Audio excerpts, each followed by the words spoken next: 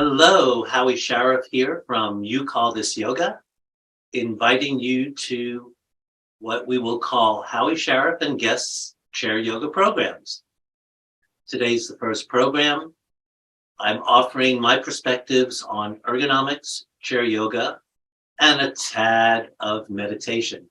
There's many meditation programs available, and there are many teachers you can learn from. I'll give you a tidbit. But back to ergonomics and chair yoga. I'll invite you to consider how you're sitting, if you're sitting, and therefore think of the first pose in yoga called mountain. I'm going to stand, though that doesn't mean you have to, but to demonstrate that in mountain, my arms are by my side, my shoulders are down and back, my head could be level, and occasionally palms can be turned forward for a more open position. The other thing to think about, though I'm not going to play around with the screen, is the spacing of the feet and the knees 2 fists apart. Now, not everyone believes in that concept. However, that's what I'd like to offer to you. How do we figure that out? Well, you look at your 2 fists. You can place them between your knees. You can notice how that feels, and if that's comfortable and negotiable, you can look down towards the floor. Notice if your heels are under your knees, and that would be an important step in mountain or seated. And if you can project that distancing of 2 fists between your feet.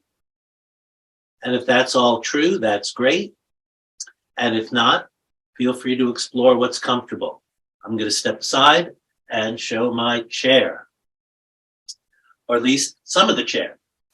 On the chair is a pillow. I'm not a very tall person. However, chairs are often, in my opinion, too low to the ground.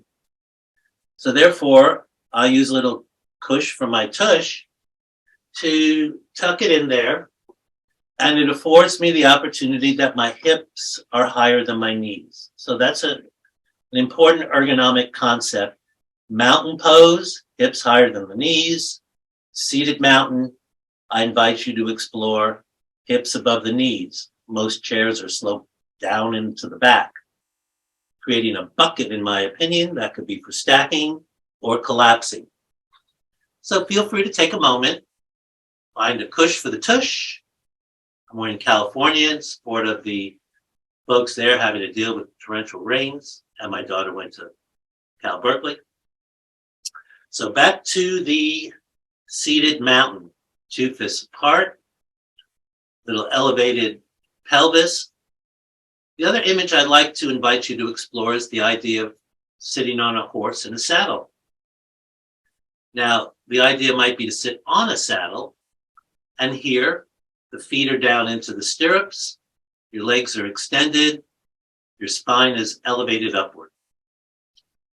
Therefore, having the hips higher and the ability to breathe and lift the spine is supported by the hips. The other thing I'd like you to consider is the hands. Most of the time, we're working with our hands palms down, and we'll explore ways to undo some of the strain there. Speaking of the hands, let's take a yoga moment to develop some breathing, because most of the time we're not paying attention to that. Consider the idea that you can breathe through your nose with your lips together. For some, that could be a challenge, and it's not to force it, but it's something to consider and to explore. There are breathing techniques using alternate nostrils. For today, let's just explore using both of them. I'd like you to consider breathing up and in slowly to whatever feels comfortable, and to exhale through the nose if comfortable, almost at that same cadence. And try that a few times.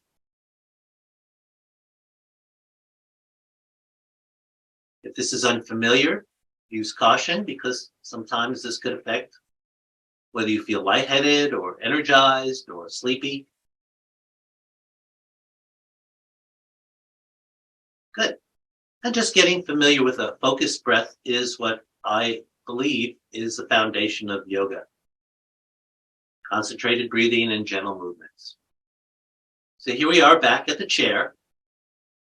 And then we have the idea that yoga can be a dynamic process, and that as we breathe, we can rock a little bit while seated, break up some of that static tension in the spine and the legs. So consider a little back and forth rock. And my belief as we breathe and rock is that we're settling onto our cushion. And if you notice that's uncomfortable in any way, you can make adjustments to gain more comfort. Breathing and rocking. Beautiful. Then back to the hands, because that's what we're referencing before. Often we're working with the palms down. If your desk is at a certain height, that is not ideal, and I would venture to say most are. Then you might have a little T-Rex element in there, a lot of bend in the wrists, torquing, such. Even with an ergonomic, quote, desk where you put your keyboard in the drawer, you still might be too low, or your screen might be an improper height from ideal. As you may or may not notice, my screen is on some yoga blocks. The ideal might be eye level, 3/4 of the way up the screen. So therefore, your yoga props can have a dynamic, positive effect on your life. Speaking of yoga blocks, don't pull it out. Oh, it's not Jenga. A yoga block is a good reference for two fists. So you ever notice that? So if you consider, I'll stand or jump up, I have a yoga block between my knees. And that could be a good reference for training. However, I invite you not to put it on the joint, but to put it on the thigh or the shin area. But that spacing of between the knees is helpful. Avoid any pressure on your joints. So getting back to the block, putting that over there, getting your spacing, and the hands. Hands palms down, I believe closes up this area, creates some lifting up. I'll stand, palms down, lifting up, palms up, shoulders down. Now, of course, we don't type this way, but you might hold your phone a little differently. The elbows are in. So that supports my hands. What I'd like you to consider is the idea of breathing with hand movement. And then on the inhale, you might open the hands, palms up. Notice how that feels. And on the exhale, just slowly close the space, keeping the shoulders relaxed. And slowly open it up. Each palm, see how that feels, and exhale and close it down. Creating a little bit of dynamic movement. You can also rock a little bit. Or stay whatever's comfortable. Good. Now that we have a little bit of activity in the hands, there's a way to warm them up a little bit more, especially in this cold winter. So let's just shake it out a little bit. And this is something my teacher Lakshmi showed me almost 15 years ago. It's a good way to get the circulation going. And also a mind thing. See how I have a space between my thumb and index fingers? So I would take a breath, and on the exhale, 1, 2, 3, 4, or 5, and rest. Then to create more awareness, we'd move to opening the space between the index and the middle fingers. Take a breath, elbows in, 1, 2, 3, 4, 5, between them, opening the space between the middle and the ring fingers. Ooh, that could be awkward. Take a breath, look at it, exhale, 1, 2, 3, 4, 5. Pause. Open the space between the ring and the pinkies. Take a breath. 1, 2, 3, 4, or 5 on the exhales. Good. Close. Repeat and go the other way.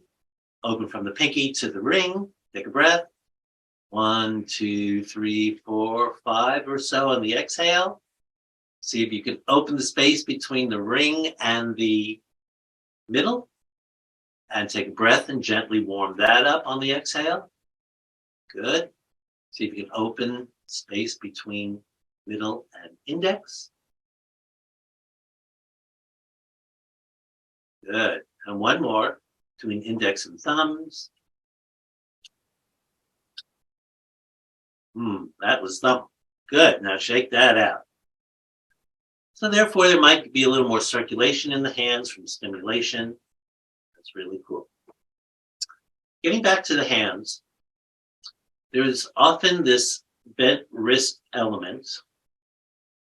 And I would like you to consider the idea of when your hands are palms up and you're open and receiving, that you can use this as a reference for your elbows and your shoulder blades drawing down and back. Whereas if your palms are down, it's a little more challenging for me to bring my elbows down and my shoulder blades down. Something feels a little blocked. So therefore, on an inhale, if you're lifting up, there has to have some support going down. That could be the elbows and the shoulder blades, your tailbone, your feet. Good. So shake that out if you will. Hands are a little warmed up. We'll go back to some ergonomics. I'm going to turn my chair a moment. So envision, if you would, you're sitting at your desk, and my desks are not ideal. That's why I make modifications. I don't work at this desk, I often stand. But in this case, my hands have a plane along my arm that are slightly sloped downwards. Can you tell that? Whereas if my elbow was much lower and my seat was lower, then my hand would have a bend. So notice, if you can, where your desks are, or your laptops or devices, and if that is occurring. And if that does occur, see if you can make some adjustments and intermittently flip the palms up and just do a little bit of extension while seated, or what we might call cow or up dog. And consider trying to do it with the palms up so that your back body might engage a little more. Because many a time our back bodies are rounded and in hyperflexion with the elbows out. And here we can extend upward and lengthen the spine. Cool. All right, let's shake that out a little bit. Getting back to ergonomics. Talked about extension. Many a time we're seated in a collapsed and flexed mode. Spine is curved. We lose reference of the lumbar area. What to do? Pull out another yoga block? No. The lumbar limbo roll. The revolutionary take a bath towel. Fold it. Make it nice and neat. And feel free to get up and go get a bath towel or even a kitchen towel, a hand towel. Any towel will do. Or a sheet, whatever. And if you can just fold it gently and evenly, making it into a roll. I'm going slowly, so in case you had to get up or someone get up, or even just taking a pillow, I can use a hoodie. It's not a problem. Just fold something up and try to make a roll. Now, a roll is a roll. I wasn't calling it a pillow. So we're not trying to mash it we're trying to consider the idea of extending up a roll, like a conveyor roll. That said, I'm going to use my roll in the lumbar area as a reference so that my spine can stay extended. I've got the roll, got it behind me in the lumbar area. I've walked my tush back. I'm in a nice extended mountain pose. And then I have the idea that, all right, there's a little curve inward of my lumbar area, which then also supports the curve in my neck. And I have plates in my neck, so I need help. Supported by my elbows. So if you'll consider what you can use and explore, if you like, the idea of the lumbar limbo roll as an ergonomic tool for you. Great. Next, take the roll out so I can turn the chair.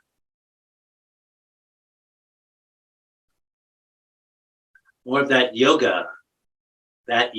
We love yoga. Yoga's all day. It's not just when you're sitting at your desk. So here I am doing some worksite wellness, and I've gotten a greater awareness of my elbows and my hands, my feet, my knees and thighs. So therefore, in the middle, the core is the next area to develop. And I'll invite you to consider the shoulders. Many of your shoulders are slumped forward, both sides, and therefore the idea of rolling them back and down, not necessarily up to the ears, to keep it in a sort of horizontal and down plane with the breathing, and maybe a little pelvic rock. So if you consider how you can gently roll the elbows against your waist as you breathe, and that half the cycle is the inhale and half the cycle is the exhale. And we're drawing back on the inhale and returning to center on the exhale. It's very small massaging. We're not trying to build up a lot of heat, but I'd invite you to consider awareness, because the shoulder blades, to me, are like the hips of the upper body.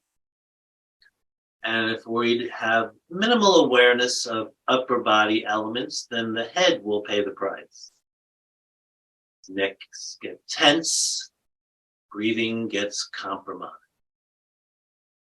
So as we finish a couple more of these shoulder rolls with a little pelvic rock, we can pause and settle. Good. Then also the idea that the shoulders are rolled forward. Now that we're a little warmed up, we can consider just a tiny bit of a shoulder roll with a straight arm.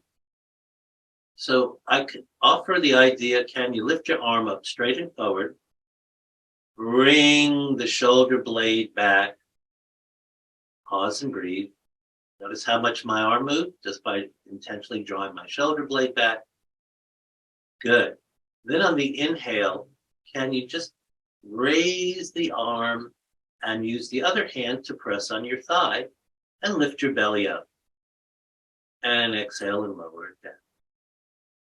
Pause for a moment and try the other side. Notice how that feels. See if you can raise it up. Press the other hand down. Good. Lower it and notice how it feels. And if one side feels dramatically different than the other, then just notice that for now. It's not a competition.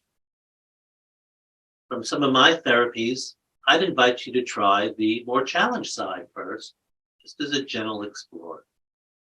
If neither, pick one for you. Keep one hand down. My right side is more limited, so I'm going to work with that. So on the inhale, I'm leading with my thumb. I'm drawing my shoulder blade down. My arm goes out a little bit, breathing and smiling. Good. Exhale, bringing it down and rest. And we'll repeat the same side a few times. See if you can press the feet, draw the tail down, supporting back of the hand down, lift the chest, finish the inhale, and exhale. See if you can lower it slowly, keeping your spine extended upward, finishing and resting. The more that you can devote to drawing down, I believe will support the lift. So if you get feet down, hand to the thigh down, the shoulder blades down, and then soften that and return it. Good, and shake that out. Then consider using the hand you lifted for the anchor. Turn the thumb up on the other side. See if you can press the feet, engage the thighs, draw the supporting hand down, and lift the other arm up. Notice a significant difference for me? Yeah. Inhale, bringing it up, up, up, up, up, up, up. I have plates in my neck, front and back. So I have a lot of limitations in movement.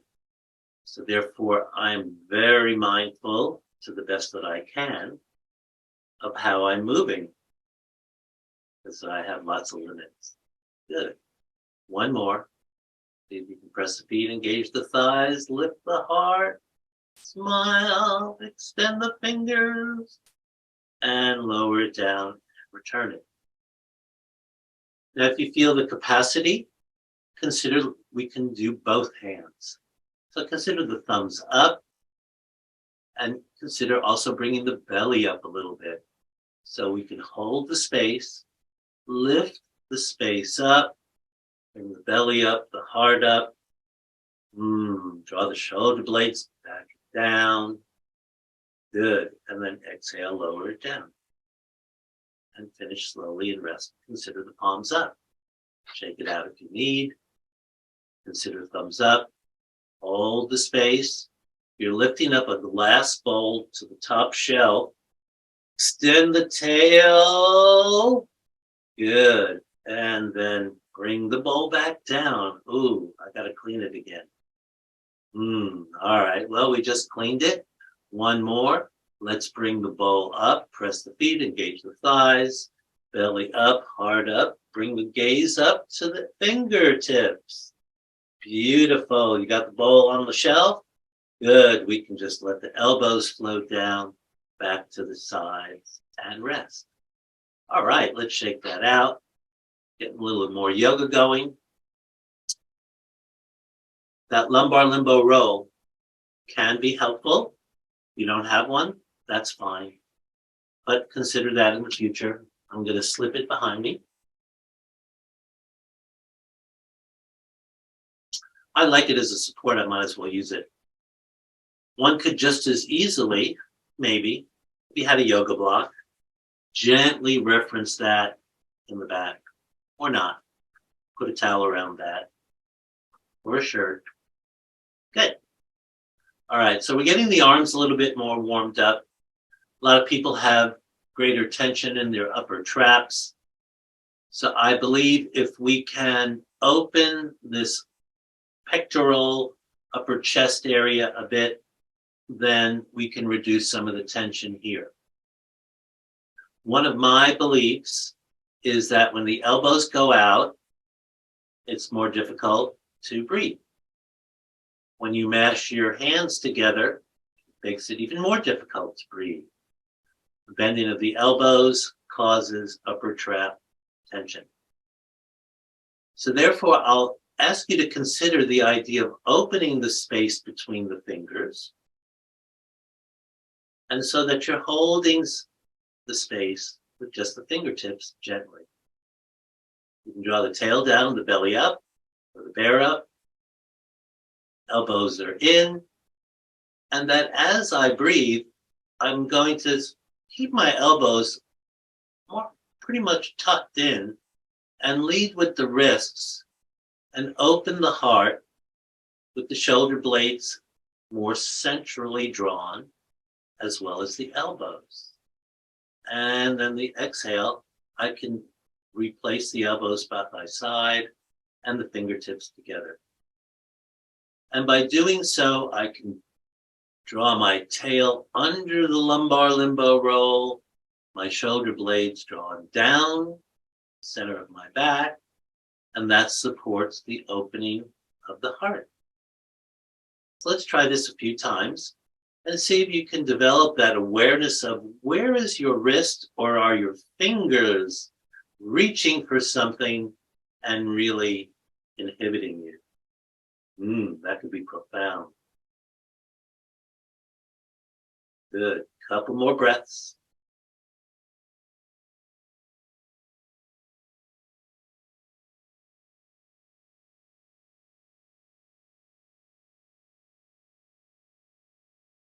Good. Finish the exhale, bring it back, and consider floating the hands back towards your thighs in your seated mountain pose. Great. So that's getting the shoulders a little more open, allows more breathing up to the upper part of the lungs. Now, something that is very helpful is developing some core strength, but that doesn't mean that we're doing crunches, we're doing anything that's compressive or twisty when seated.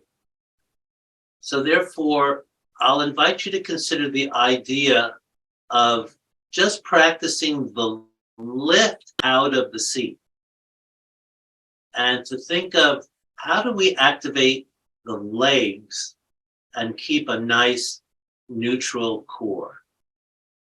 So to do that, we're going to move down the legs towards the thighs, to the legs and the thigh. And we're going to start all the way at the bottom of the feet. And instead of looking at the floor, I'm going to use my hand as an example of the foot. I'll turn it out to the side so I don't insult anyone with putting my hand on the screen. But think of the foot as having an arch. And the arch in your foot connects up the leg to the navel. And therefore, if you activate the idea of lifting the arch, you can lift the navel. In reality, what may happen is your foot presses down more firmly. But the idea that you're lifting the arch can facilitate the lifting of the navel. So let's try that a few times. And notice how each foot feels. Heels under the ankle, 2 fists apart. Hands could be rested. And if you can envision that your arches are in your boots, you're riding a horse, seated on a saddle. Back to that. Your hands are holding the reins. Your head is up, looking over the top of the horse. And you can just go along with the stroll while you breathe. So let's try that a few more breaths, because sometimes you have to get off that horse. And we might have a preferred way of getting off the horse, to the right or the left. So consider which is your more dominant side. Possibly your pelvis is tipped. I know mine is because I've had hip replacements. So having this little stroll on the saddle can help in getting up.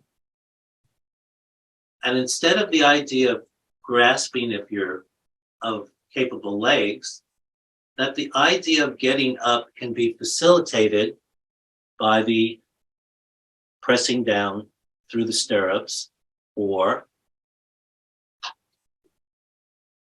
lifting the arch of the foot. So that's, for me, how avoiding these hands pressing on the thighs and tipping forward can be minimized by the idea of I'm lifting from my legs and bringing my belly up with breathing. So as you're at your seat, can we just start to prepare for that? That's what I would consider the exercise or the practice. That little movement, the lifting, the inner thigh engagement, practicing the awareness of where your feet are. Good. Well, speaking of awareness, I found that over the last few years that my meditation practice has helped me manage what's going on and improve my awareness of my feelings and how I approach my day. But before that, I started with a very minimal meditation practice that I would call the 1-minute meditation. I also did other types of meditation, but this was the primary one, as a way to just ease myself. And the 1-minute meditation involves visualizing clouds that form from the numbers 10 down 9, 8, 7 to 0. And that each breath in that constitutes an element of the meditation per minute.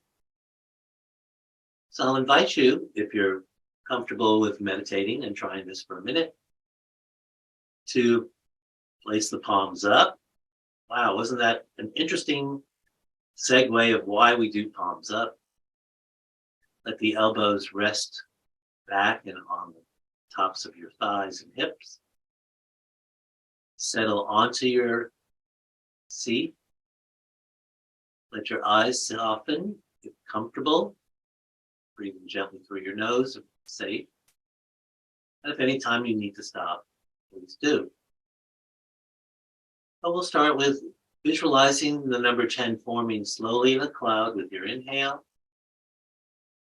and inviting the breath to exit and the cloud dissolving on the exhale.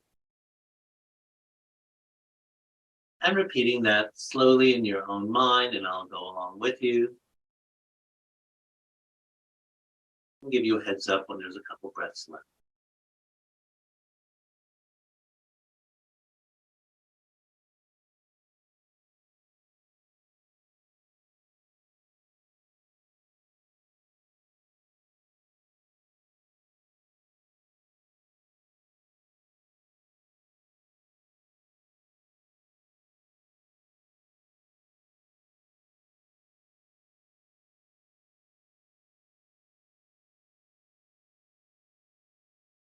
Two more breaths.